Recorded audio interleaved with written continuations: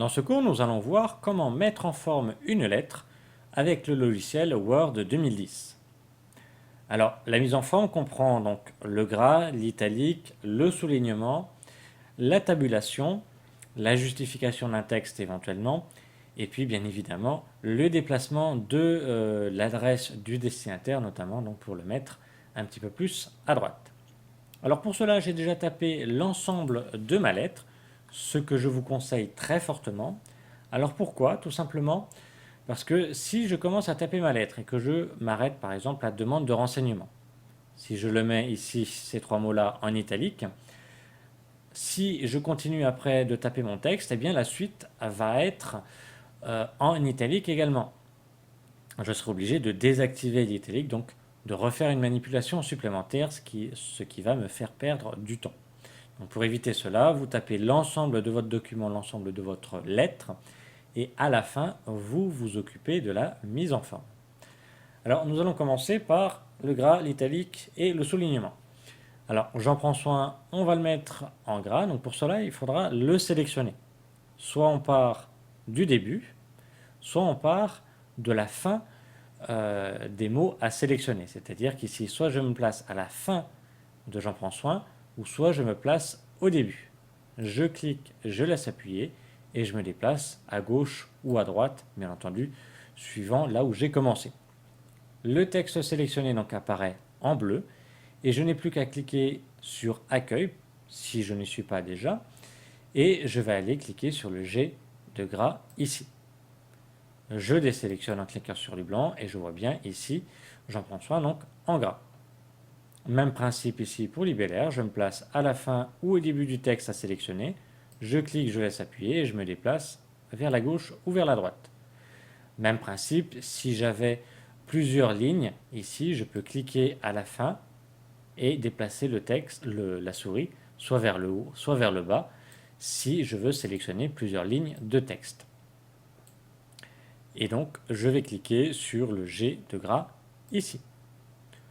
Pour mettre en italique, même principe, demande de renseignement, je me place à la fin ou au début du texte, je clique, je laisse appuyer et je bouge ma souris à gauche ou à droite. Sachant que tant que je n'ai pas lâché le clic de la souris, vous voyez, je peux toujours augmenter ou diminuer ma sélection. Le fait de sélectionner un texte signifie pour Word, ben voilà, je veux travailler sur ce texte-là et après, on va lui dire quoi faire, c'est-à-dire ici, le mettre en italique, donc je vais cliquer sur le I. Je désélectionne en cliquant sur du blanc.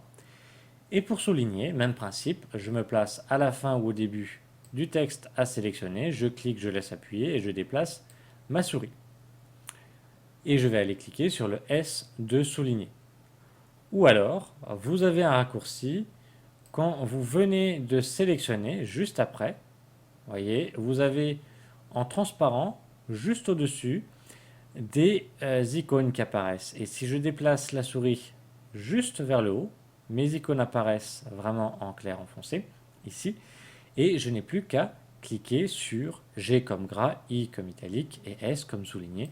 Cela revient au même que d'aller dans le menu Accueil ici, G, I, S. Pour retirer le soulignement ou l'italique ou le gras, je resélectionne les mots concernés et je vais recliquer sur le I, sur le G, sur le S, suivant ce que j'ai mis. Voilà. Voilà donc pour le gras, l'italique et le soulignement. Maintenant pour une tabulation.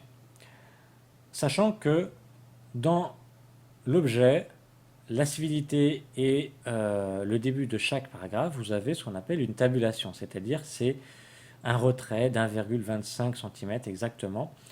Vous pourrez regarder n'importe quelle lettre, généralement c'est la présentation type.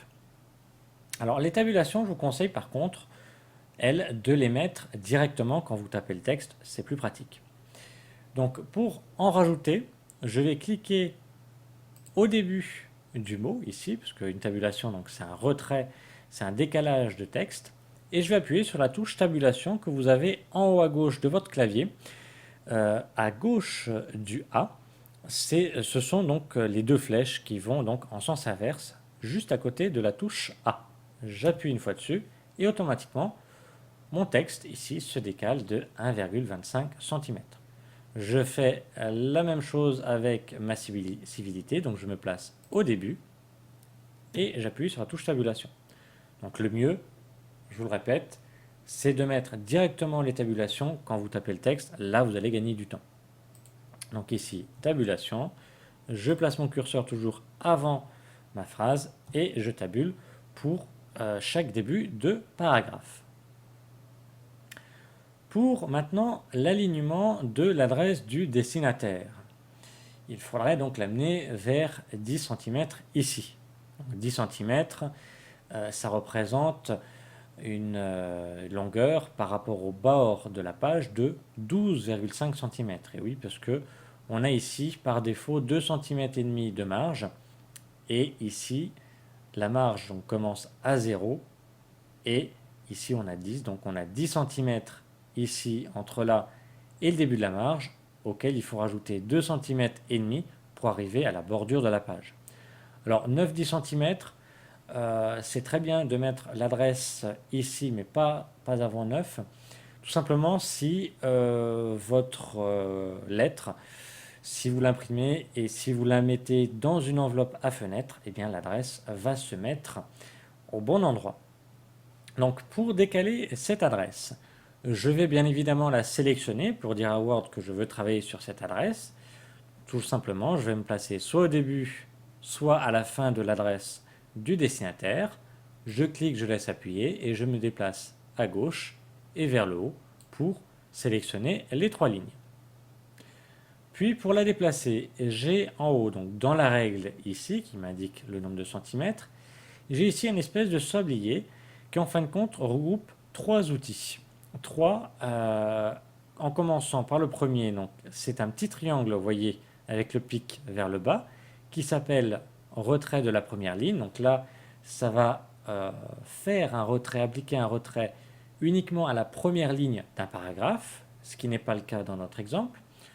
Le deuxième, c'est le triangle ici, mais qui est tourné de l'autre sens, qui est le retrait négatif, qui là va décaler le texte, donc faire un retrait de l'ensemble du paragraphe, sauf de la première ligne, qui ne nous concerne pas là non plus, puisque nous, on veut décaler l'ensemble des lignes.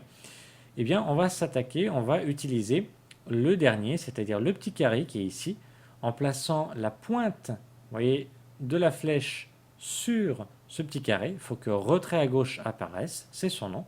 Et là, ça va décaler l'ensemble du texte sélectionné. Alors, j'ai sélectionné mon texte, je place la pointe de la souris. Il ne faut pas que j'ai les doubles flèches, il faut que j'ai simplement ma flèche ici classique, le bout de la flèche sur le petit carré, retrait à gauche.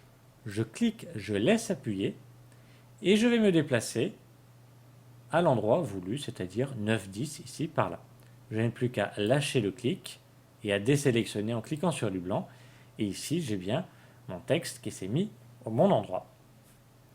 Même principe pour la signature. Ici, cordialement, j'en prends soin. Je vais le mettre à la même distance.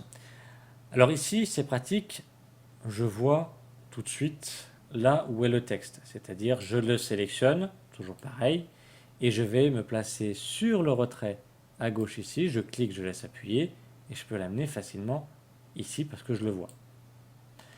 Alors, je peux très bien avoir une lettre qui fait plusieurs pages, admettons, ici, et auquel cas je ne vois pas, je ne vois plus l'adresse ici. Donc, je ne sais plus exactement à combien de centimètres j'ai mis l'adresse du destinataire. Eh bien, pour cela, le principe reste le même. Si votre adresse n'est pas visible par rapport à votre signature, eh bien, vous sélectionnez votre texte donc à déplacer, votre signature, vous remontez en utilisant la molette, même si vous ne voyez plus la signature, peu importe. L'essentiel, c'est que votre signature soit sélectionnée et que vous puissiez voir l'adresse du destinataire. Puis vous vous placez ici sur le petit carré retrait à gauche, vous cliquez, vous laissez appuyer et vous l'amenez donc exactement au même endroit. Vous avez votre paire, vous voyez ici les petits pointillés qui vous indiquent là où vous êtes. Vous n'avez plus qu'à lâcher le clic et à désélectionner en cliquant n'importe où. Et vous voyez ici Cordialement, j'en prends soin, c'est bien mis correctement. Voilà, je n'ai plus qu'à rajouter quelques espaces par-ci par-là pour descendre ici mon texte. Donc pour cela, je me place entre deux lignes et j'appuie plusieurs fois sur Entrée pour descendre ici mon texte pour que ma lettre occupe l'ensemble de la page. Il ne reste plus que ici là le lieu et la date du document que l'on peut mettre soit exactement sous l'adresse du destinataire ou un petit peu décalé. Alors, comme il n'y a qu'une ligne, on n'est pas obligé de la sélectionner. Quand il y a plusieurs lignes, on est obligé de les sélectionner pour utiliser le retrait à gauche. Quand il n'y a qu'une ligne à déplacer, eh bien on n'a plus qu'à cliquer pour placer le curseur sur la ligne à déplacer. On revient sur retrait à gauche ici. On clique, on laisse appuyer et on l'emmène là où on veut. On va un petit peu le décaler, on va le mettre à 8,5 par exemple. Voilà. Alors pour utiliser le retrait ici à gauche, quand on a plusieurs lignes, on sélectionne les trois lignes et on déplace ce petit curseur. Et quand on n'a qu'une ligne, on clique dessus pour placer le curseur sur le texte à déplacer et on déplace le curseur du retrait à gauche.